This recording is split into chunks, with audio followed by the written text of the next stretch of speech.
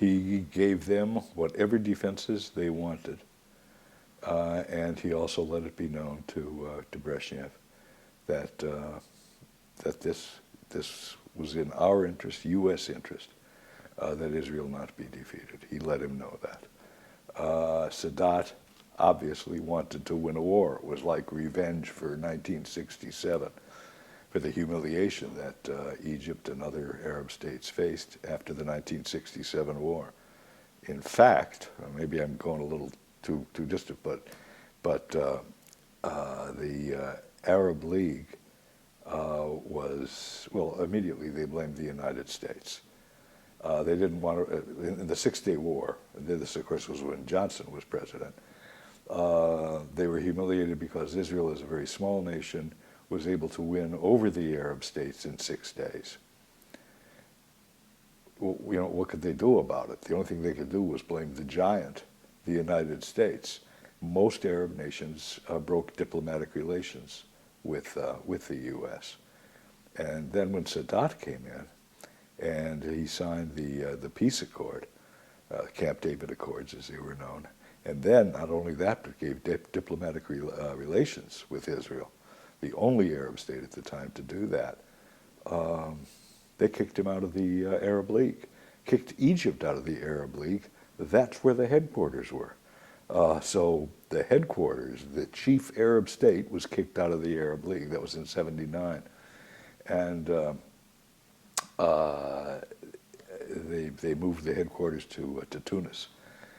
And so when Sadat was assassinated and Mubarak took over, he made no quick amends about that.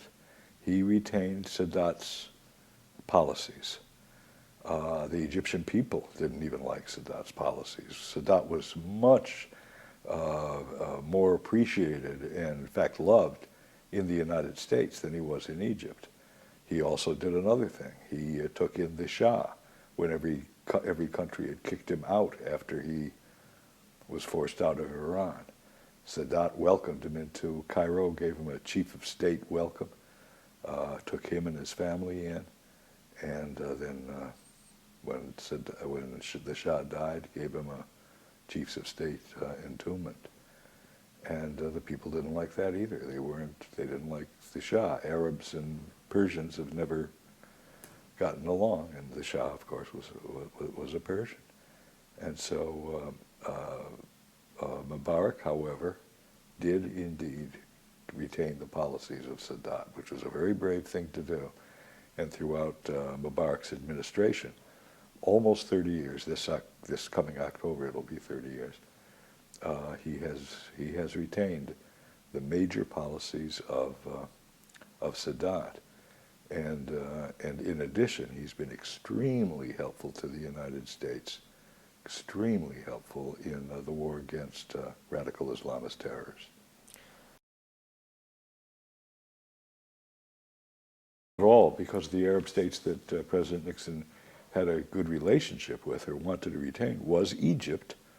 And it was, and they knew that Sadat was their friend as soon as he signed that peace treaty.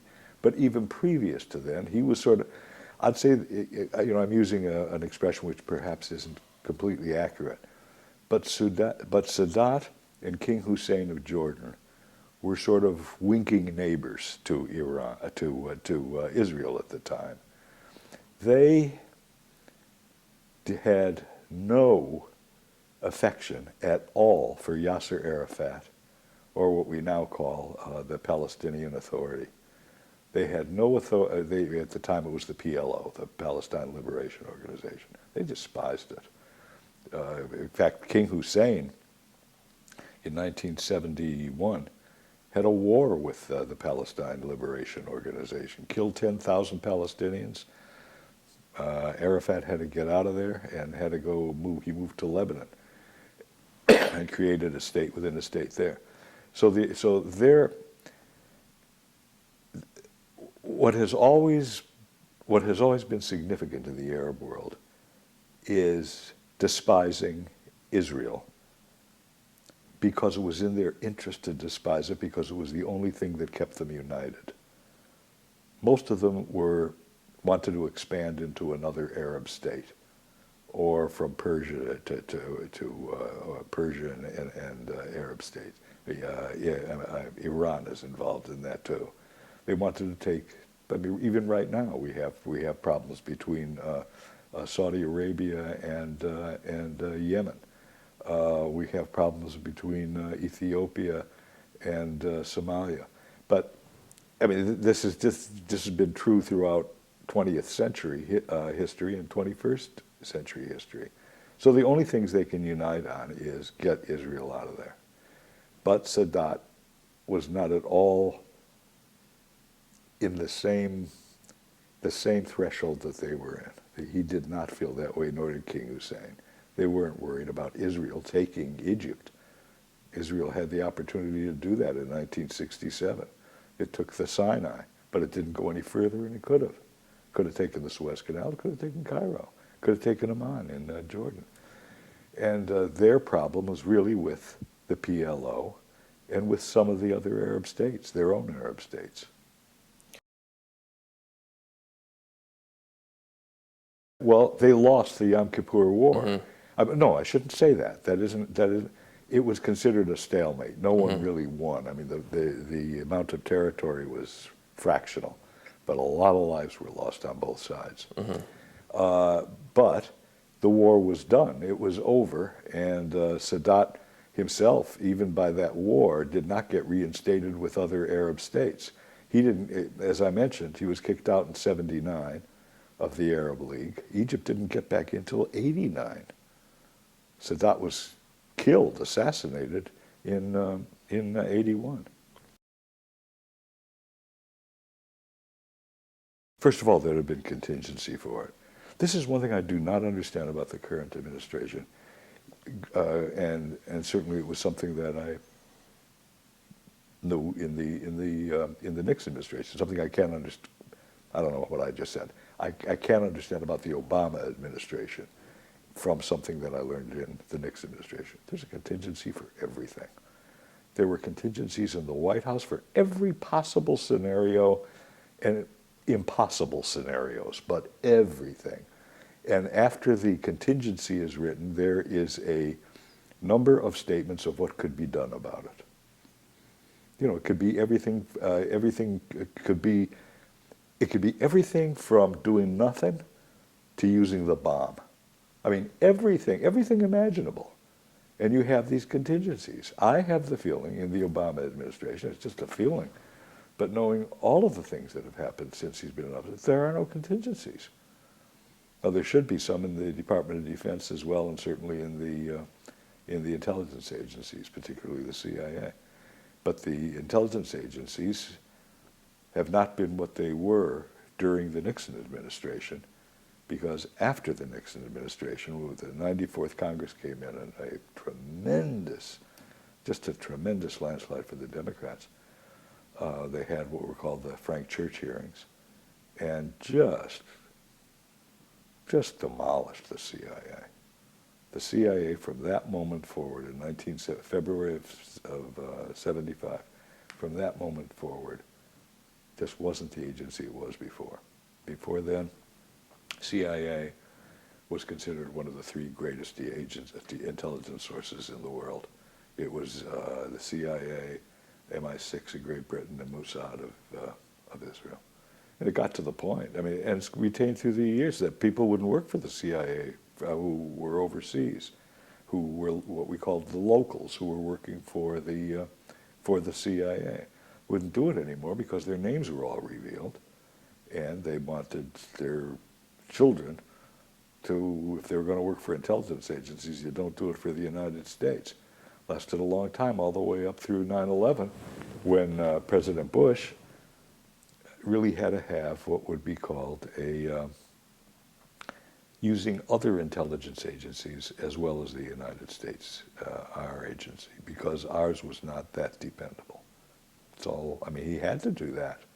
So he got a lot of his information, of course, from the CIA, but confirmed by Great Britain, confirmed by Germany, confirmed by France, confirmed by whomever would confirm it. It's the job of some people at the White House, I can't say this White House because I'm not familiar with it, to think of those things. You think, you're right, you don't know what's going to happen. We don't know what's going to happen in the next minute. That's life. But there are those people who think of what could happen. You take a map of the world, what could happen between Sudan and Egypt? What could happen anywhere in the world? Far-fetched scenarios. But you make them up and you put down what we would do in a case like that, or the options that the president, I shouldn't say what we would do, the options that the president would have in a case like that. Absolutely. Absolutely. He would have called up President Mubarak. I mean, look, this is what I believe. President Nixon isn't here to tell you what he'd do.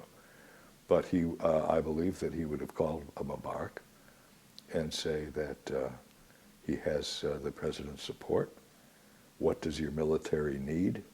And I'm taking this really from what he did with Israel with the Yom Kippur War. What does your military need? He knew that the Egyptian military was very well respected within Egypt and really throughout the world. And we'll see. I will back you. Well, I will do some things privately, some publicly. We'll both discuss it because you have helped us, he would have said to President Mubarak, both overtly and covertly during the years, and that he can depend on us. That's what he would have done, I believe. Well, I don't think it would have gotten that far. I just don't think so. I think we would have helped the military. I think Mubarak would still be in power. Okay. I could be wrong, but I think he would be. Now, what do we, I mean, look, what do we do if President Saleh of Yemen, if the demonstrations that have been going on yesterday and today do exactly what they did to Mubarak? We just sit by and let it happen because there are demonstrations in the street? This guy, who has a lot of other troubles of his own, this guy has helped us tremendously. This has become the new headquarters for Al-Qaeda, which he's fighting. Al-Qaeda in the Arabian Peninsula. Do we let it go to some guy who might be a supporter of Al-Qaeda? Do we take that kind of chance? In Bahrain, we have a supporter in Bahrain, and the supporter in Bahrain hosts the Fifth Fleet of the U.S. Navy. Do we allow that to go down the drain? I mean, there are a lot of things to consider. What do we do? Now, what do? We're going to say that we're going to maintain Bahrain, but we're not going to maintain Mubarak's Egypt? There's a lot of... The administration, the Obama administration, has got to be inconsistent somewhere. And it shouldn't be. Well, I mean, to simplify it, for people who are interested in foreign policy or they're not, you do what a human being would do. You help a friend and you don't help a foe. That's all. I mean, it's that simple. That is what you do. Has Mubarak been a friend? You bet he's been a friend. Is he another Thomas Jefferson? Good Lord, no. Not a chance.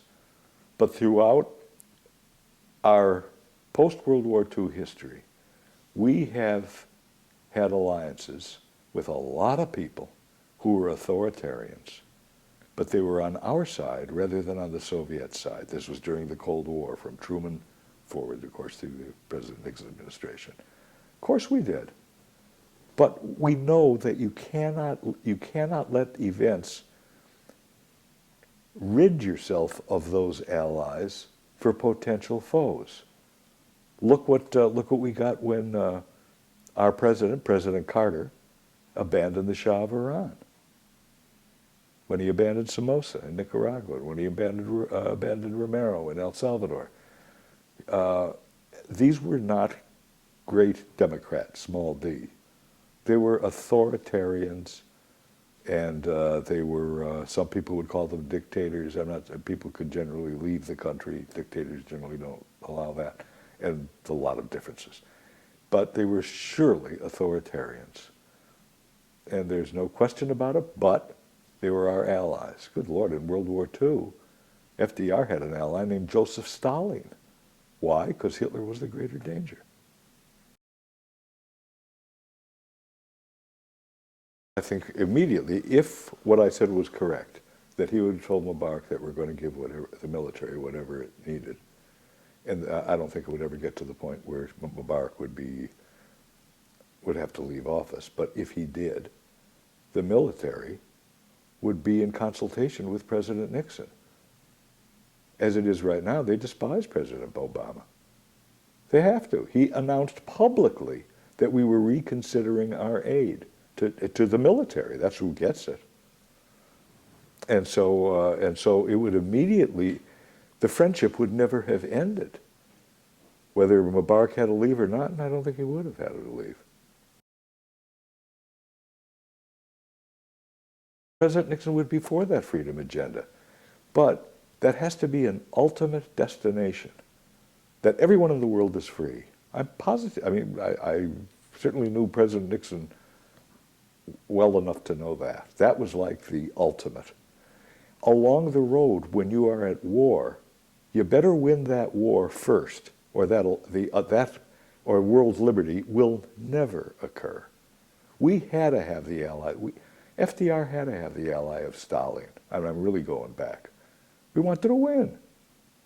During the Cold War, we wanted to win. We didn't want Somoza to be overtaken by the Sandinistas, but they were, because Carter abandoned him. We didn't want the Shah to be taken over, but he was. This is all during the Cold War. We didn't want Afghanistan to just go to the devil, invaded by the Soviet Union during the Carter administration.